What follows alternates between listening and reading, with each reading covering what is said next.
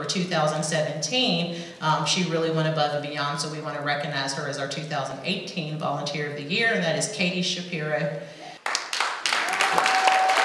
The Waynesboro Area Refuge Ministry, known as W.A.R.M, held its 2018 Volunteer Award ceremony. More than 130 people, including community leaders, filled the First Baptist Church of Waynesboro. Katie Shapiro walked away with the W.A.R.M's Volunteer of the Year award. She shared why she volunteers for the Refuge Ministry.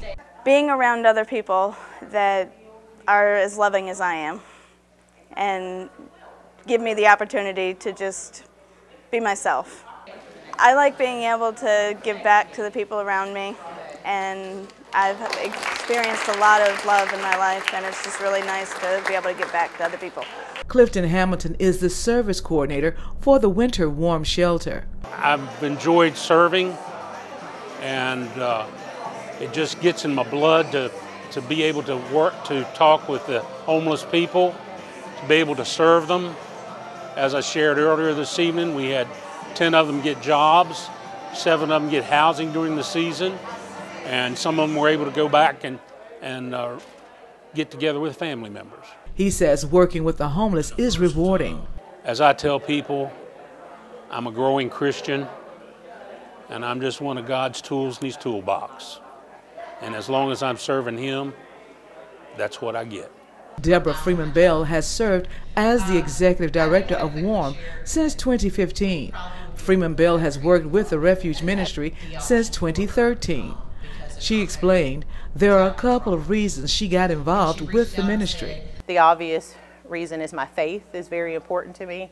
I try to live my faith, and I try to live accountable to the Word of God, and God gives us clear directions of what to do when we see people who are hungry, when we see people who don't have anywhere to go, how we care for strangers or neighbors. So as a part of my faith, this allows me to put action to that faith and to live it out, and I get the benefit of being paid to have a career in it. Freeman-Belle was born and raised in Waynesboro. While both of her parents were employed throughout her childhood, there was barely enough to maintain a stable home. But she says not all of her classmates' parents were able to do the same.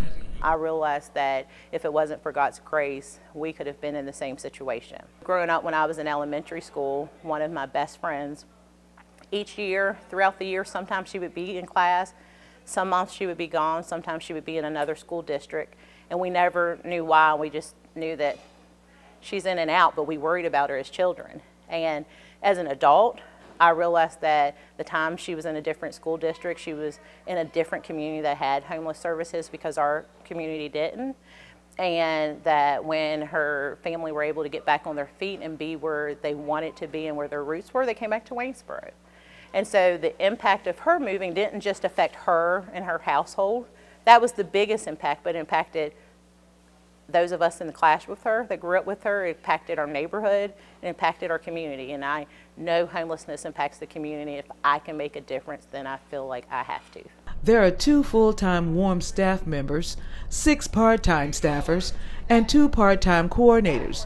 There are an estimate 2,000 volunteers throughout the year, with more than 10,000 volunteer hours. Freeman-Belle admits people have mixed emotions about the homeless. A lot of people feel different ways about homelessness. So one of my objectives when I became a staff member for W.A.R.M was to try to pull back the curtain, have some real conversations, hard conversations, and to engage those who would not typically be engaged with homelessness. The churches were already doing the work. We felt it very strongly that during our restructuring in 2014 and 15 that we needed to engage the business community and civic groups and others where we could show them the economic benefit and the cost benefits for having these services. It affects local business. It affects the tax base. What we do is a part of helping business, helping the city government. We're not on the front lines, but we're definitely part of the foundation. We do more together, And I strongly believe that there's not one person that has all the answers. There's not one person that knows everything and is always right. When you put a group of people together who bring different talents, different gifts, different skills, experience, and perspectives, then you get a great result. And so I feel like W.A.R.M is an example of that. We have different people from different walks of lives, different denominations, working together to do what God's called them to do. And we always say that's what heaven looks like. Angela Legg knows firsthand the struggles of life. Legg has been one of the residents at the W.A.R.M shelter since 2017. She says living there has been life-changing.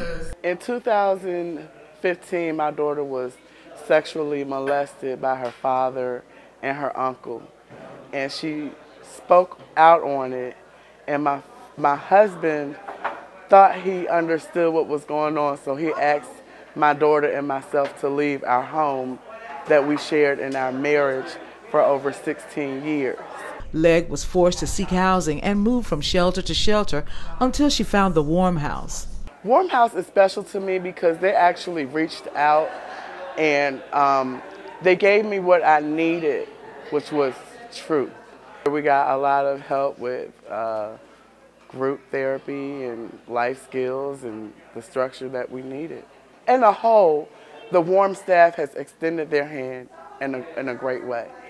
In Waynesboro, Elaine Rackley for Breaking Through News.